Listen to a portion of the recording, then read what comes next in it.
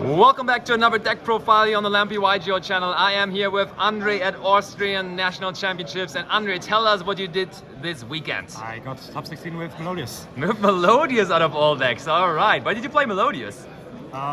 It's the start of new formats. I just played what I was comfortable with. So there's really no secret. Sounds about right. Then let's see the deck list. So I'll start with the main deck. Sure. Three Retain. The heart and soul, really, right? Yeah, it's. I mean, it's the entire new support is just. It's. I don't know, but it's what makes the deck what it is. Yeah, it's crazy. It's a complete one-card starter, and you love to see it. Yeah, you definitely love to see it. Let's go. Also, 3 couplet. Yeah. It's not a starter by itself, but it always helps when you get interrupted. Yeah. And it can enable a lot of 2-card combos, depending on what else you draw. Is it standard to play free in pure Melodious, Yes, or yes. okay, yeah, you just play free. Fair enough. The engine only plays 1 as a brick, Yeah. but being able to play this at 3 is what makes the deck good. I see. I see. This is a bit unconventional. 3 soprano. Ooh, 3 of them. That's not standard, right? Usually people only play 2. Yeah. But this is really nice to just draw if you get interrupted and didn't have to start with normal sun, because you can just normal it and then fuse into whatever you need to. Also great to draw together with her. You just want to draw a bunch of engine because you don't have so much. Yeah. So even the cards that aren't that good are worth playing at 3. I see. Same reasoning also for 3 Sonata. It's just an extender, but it's not once per turn, and also gives you an attack boost if you need to go for a game. So you play a 3. We're maxing out on engine here, aren't we? Yeah. Yeah. You That's need nice. to, because you don't have so much. You need to play everything that you can. Fair enough. Then probably the best card in the deck, Aria. Being able to just sit on your board completely unthreatened because you have targeting protection and battle protection is amazing. I played 3 Blue Eyes and Swiss, and I could just let them get Drill Beam and not worry about it. Yeah, sure. Have your drill beam, whatever. Then this is like the biggest brick, but there's a reason why you play it, because first of all, it's a Maestro name, so going into a bunch of your fusion also requires it, and it enables you to loop resources from graveyard because it's just a soft concept turn. Yeah. So yeah, 1 is enough. You don't want to see it in your opening hand, but you can deal with it. Not maxing out on the Soprana. Oh, no, the Chopina, I mean, yeah. Yeah. So Right. it's, Yeah, let's put those to the side. for my non-engine. Triple Heralds. Oh, Play a yeah. fairy deck, so this is Big upset of the deck, right? yeah. It can be a bit neck because you have to discard a card for it. So you have to just know when to use it optimally. What was the most important herald you did this tournament? What did you negate? Not against Blue Eyes, they always have an extender for that. But I used it once as a board breaker, negating Spirit, Ooh, that's cool. after I already used the Cult by the Grave and the Veiler. So I could prevent the Ultimate Spirit Dragon, preventing the Cult by not That's banishing nice. the Veiler. Yeah. That was massive. Triple Ash. I mean, it's generic if you vote, but this deck also dies to Charmies, so being able to negate it is great. It does force you to play a bit weirdly because this locks you up into light effects for the entire turn, Yeah, so I see. you can't use it. But it's better than nothing. 3 Vader. I mean, it's a good generic hand trap, so it's a bit worth playing. It wasn't really that nice because a lot of stuff doesn't care about targeting or can dodge it, like Melodious or Mitsuri. Yeah. But I also couldn't afford Purge, so it's what it is. Fair enough. Equal loss. I mean, this saved me so much from seconds. I wouldn't know it carried me, because I think I lost like 8 coin tosses in a row the entire tournament. That's crazy. So you need this going second. Let's do it for monsters. Then I'll go to spells. Let's go. I mean, I said Arya's the best card, but this is I mean, probably yeah, it. hard to disregard that for sure. I mean, if people play that generically as an engine, this card is completely bonkers in the deck itself. Because if this resolves, it's faced with 2 interactions. Even if you get Impermanent on your fusion, Yeah, on you can Banta, still end on an Etoile just by resolving this. Then the first one solo.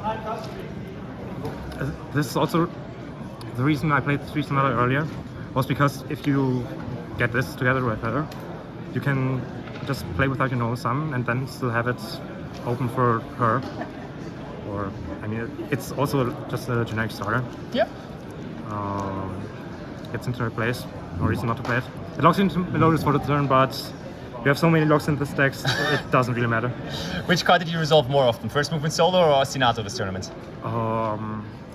I would say the first movement solo was practically glued to my hand, Okay. but the Ostinato also came up a ton. I see. Then, I mean, the one concerto. This is the one card you really don't want to draw, because you can search it. It's just one card less you can use in your hand, but it's also fine. Worst case scenario, you can fuse with any 2 Melodious and just start playing. Alright. You don't really have complete bricks in this deck that stop you from playing, just something that one card less in hand. Then non-engine, I mean, Prosperity, I can afford to play it. If I bench 6, I'm almost guaranteed to find an Ostinato or something. And caught by cross out generic Charmy House and the talents. Fair enough. Those are some powerful one-offs, not gonna lie. Yeah. It's pretty self-explanatory. And then maybe triple imperm. How many cards total is that? 40. Exactly 40. Nice. Because you have so little engine, you need to play exactly 40 to guarantee using most of it. Yeah. What I liked about Impermanent the most is just holding it, a sport breaker. If the opponent ends on a Caesar, just negating it and starting play. Best card overall in the main deck for you for this event? I mean, yeah. Okay, we're watching out for Ostinato. Understandable. It's completely crazy. Yeah, fair enough. Okay, so that was the main deck. Let's go over to the extra deck next then. Let's put the main deck to the side and let's go extra deck. So, Tupaha. Yes. This is basically what gets you into your engine. Just stretching a monster from the deck, then a revive. I only played 2 because most of the time, if you don't resolve it after the second time, you are already dead. Or you have ways to recycle it by adding it back to the deck. I never needed the third one, so I'm done with this. Twitch one. This is an amazing boss monster. Just being able to keep up in the grand game or dodge any effects except Super Poly. Yeah. One probably would have been enough, but the second one is nice if the first one gets like caught by the graves or something. After you're forced to send to the graveyard. To Shuberta. This and triple bench from grave. Now after Dweller has been banned, there's more graveyard heavy decks. So I would have made 2 if I had played against something like Memento. Oh yeah. And the second one also came up in like the feature match. I was forced to fuse for it, so it's fine. But also with all the fiends with around, it's just a good thing to have at the moment, right? Yeah, that's amazing. Then it's a bit spicy. Oh yeah. Who's this girl? Bloom Priva. It's super useful. Just first of all, 2 OTK. It alone is 5,000 damage on board. Okay. And it also has a second effect that is useful for specific combo turns. Ostinato, previously is what it was Ostinato and one of the special Melodious monsters. into your best combo, but now it's just any fairy, even the Herald. Okay. So that's definitely worth playing. The Wild of Bloom Harmons, and this card is great. You often make this after getting hand tapped to death and just play through the rest completely.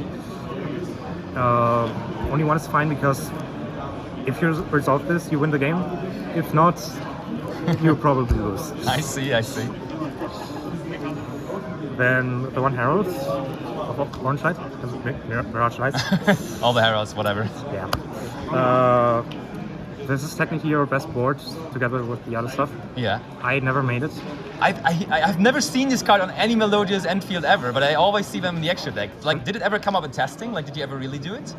It's theoretically good because if your opponent has like tactics, that forces out your entire board theoretically. But if you have this, often my opponents just go into battle phase and attack over it, and that guarantees that I survive. True.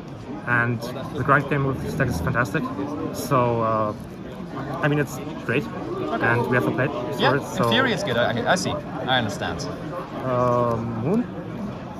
Not the moon people are expecting, but still moon.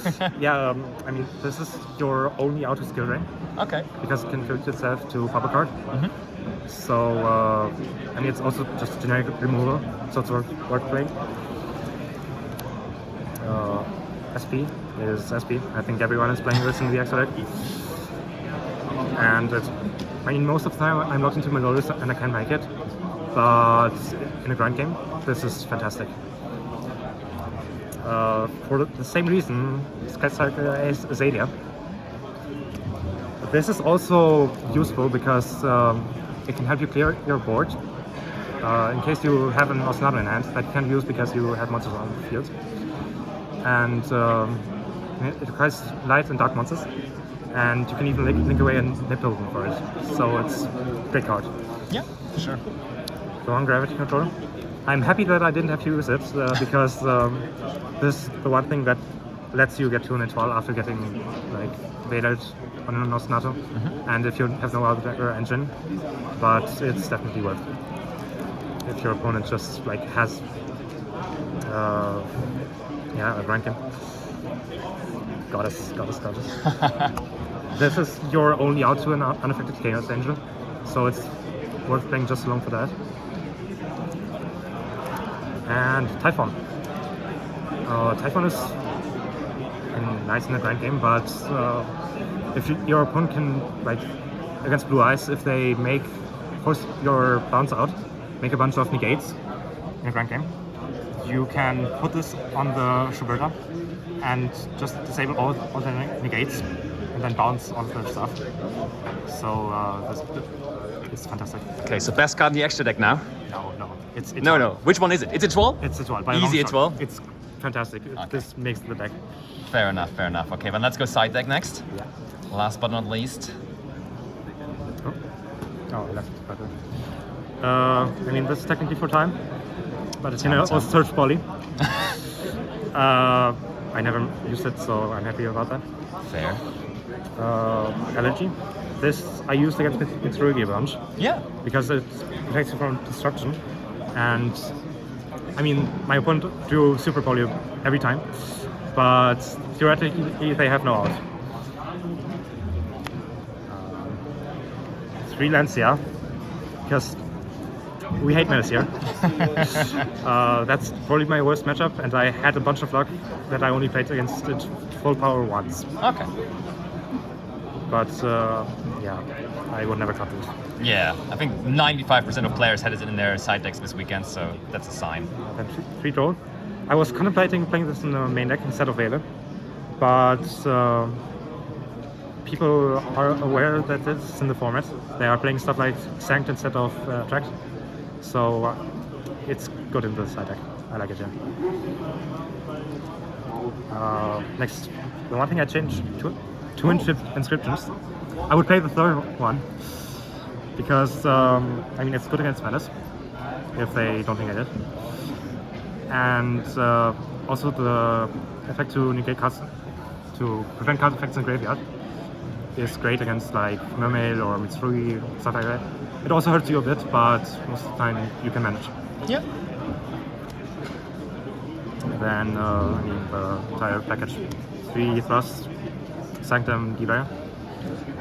I most of the time just either I set 2 thrusts and one of these, or just one of these and the inscriptions, because I didn't want to break on too many bad thrusts. So I would definitely cut this for a 3rd inscription, but otherwise it was great. All right. Best card in the side deck for this weekend? I'd say Droll. Oh yeah. Droll. Does it go into the main deck now for the upcoming events maybe? I don't think so. I like it here. Okay, fair enough. All right. So thanks for that already. So congratulations, of course, for making top 16. Do you have any shout-outs to make? I have one shout, of course, all of the guys at Munich, at the locals there. Containment. They helped me test, helped me prepare for this. So big shout out there. One shout out to Prof Sewers on YouTube. He made a bunch of guides for the deck. All of these texts like the Herald, and the Bloom Lever. Nice. I wouldn't have found these myself. But yeah, that's about it. Sounds good. So thank you everyone for watching. Congratulations once again. Make sure to like, subscribe, and leave a comment here on the video. And see you for the next deck profile right after.